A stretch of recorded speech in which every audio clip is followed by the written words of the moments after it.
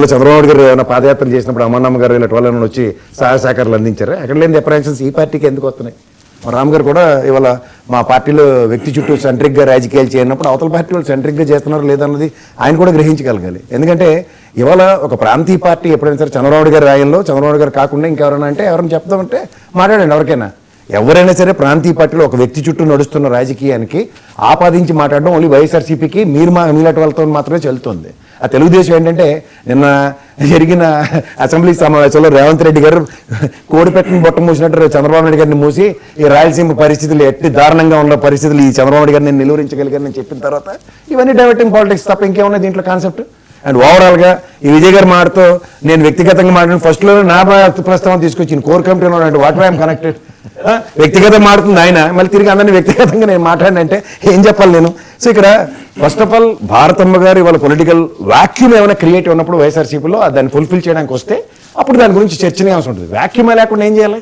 జగన్మోహన్ రెడ్డి గారు ఇవాళ నెలకోసారి ప్రెస్ మీట్ పెట్టో లేకపోతే ప్రతి సందర్భంలోనూ సముచిత స్థానంలో రైతుల పట్ల కానీ లేదంటే విద్యుత్ సమస్యల పట్ల కానీ ప్రజలు పడుతున్న మానసిక వేతల మీద ప్రతిసారి ఆయన ఉద్యమ నేపథ్యంలో పిలుపునిచ్చిన దానికే ఈ రోజుకి వీళ్ళు తట్టుకోలేక ఏం చేయాలి కింద మీద ఆలోచిస్తున్నారు.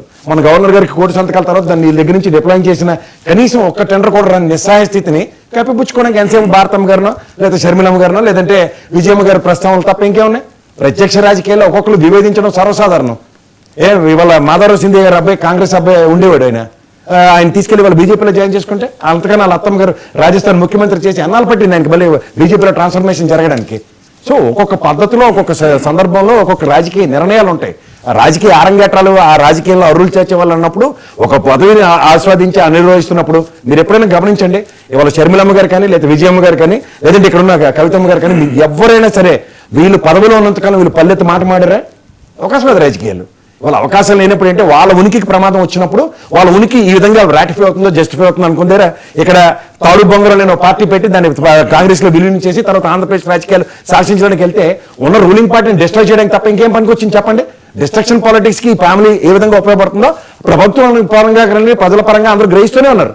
ఈ డిస్ట్రక్టివ్ పాలిటిక్స్ ఎంతవరకు లీడ్ అవుతాయి? ఇప్పుడు మాధవరావు సింధియా గారి అబ్బాయిని కోల్పోయిన తర్వాత అతనితో పడుతున్న పరిస్థితి తీవ్ర మానసిక వేతల్లో కాంగ్రెస్ దగ్గర డిస్ట్రాయ్ అయ్యింది. That is the primary mote of respective parties. So ఇక్కడ ఏమవుతుంది? మనిషిని ఎదుర్కోలేక ఫ్యామిలీ పరంగా విభీషణుడు రణనీతిని ప్రదర్శిస్తుంటే ఇంకేం చేయాలా? అక్కడ రావణాసుడు స్వచ్ఛందంగా తన యుద్ధం తను చేసుకున్నాడు, రాముడు తన యుద్ధం తను చేసుకున్నాడు. ఈ విధమైన యుద్ధంలో పాచికల కింద వాడుతున్నాడు, విభీషణుడి కింద వాడినప్పుడు ఏమైంది?